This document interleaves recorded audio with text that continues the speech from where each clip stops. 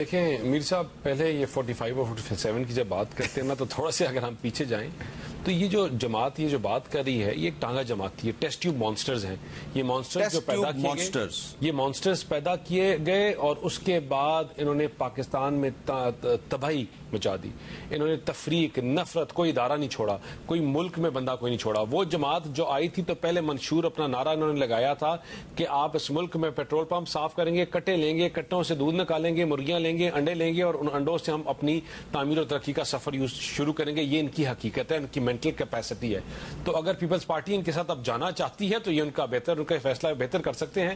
لیکن جب یہ ہم نے حکومت لی تھی تو یہ لنگڑی لولی حکومت جس کو کوئی ہاتھ لگانے کے لیے تیار نہیں تھا، یہ کانٹوں کی سیج تھی. اور ادھر سب اکراس دا بورڈ لوگ جماعتوں کو کہا تھا کہ آپ پہلے لے لیں. اس کانٹوں کی سیج کو کوئی لینے کے لیے تیار نہیں تھا کیونکہ کوئی ایسی جماعت نہیں تھی جو کارکردگی کی بنیاد کے اوپر چیزوں کو واپس بہتر کر سکتی ہے. ہماری کامیابی تھی کہ ہمیں یہاں بات کی جا رہی تھی آپ کے شو پہ کہ 24 گھنٹوں میں، 72 گھنٹوں میں، 70 گھنٹوں میں ملک ڈیفالٹ ہو رہا ہے اور وہاں سے ہم آج لے کر آگے ہیں. تو کہتے ہیں نا success has 1000 fathers and failure has none. تو اب ہماری کامیابی اور ملک کی کامیابی اور جو سیدھے سمت میں جانے کی پوزیشن کے اوپر بہت سے لوگ آ سکتے ہیں. لیکن میں ایک چیز کو مجھے معلوم ہے کہ ہم لوگ اکٹھے بیٹھے ہیں صرف ایک نیریٹو کے لیے، وہ پاکستان کو مستحکم کرنے کے لیے، مضبوط کرنے کے لیے اور اینڈ گول تک.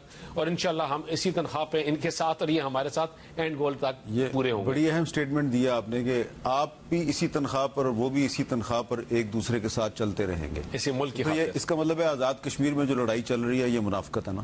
نہیں، منافقت نہیں. میں نے جس طرح کہا ہمارا منشور الگ ہے، ہمارا نیریٹو الگ ہے، کہ ہمارا طریقہ کار کام کرنے کا الگ ہے. کہ کسی کو ہم اگر تعمیر کی بات کرتے ہیں کسی اور طریقے سے تو یہ کسی اور طریقے سے کرتے ہیں. لیکن ہم ایفیشنسی کے اوپر بلیو کرتے ہیں. شہباز شریف صاحب ان کی پوری ٹیم اور ڈیلیورنس کے اوپر بات کرتے ہیں. آخر میں ذکر کروں گا ہمارے ایک سینئر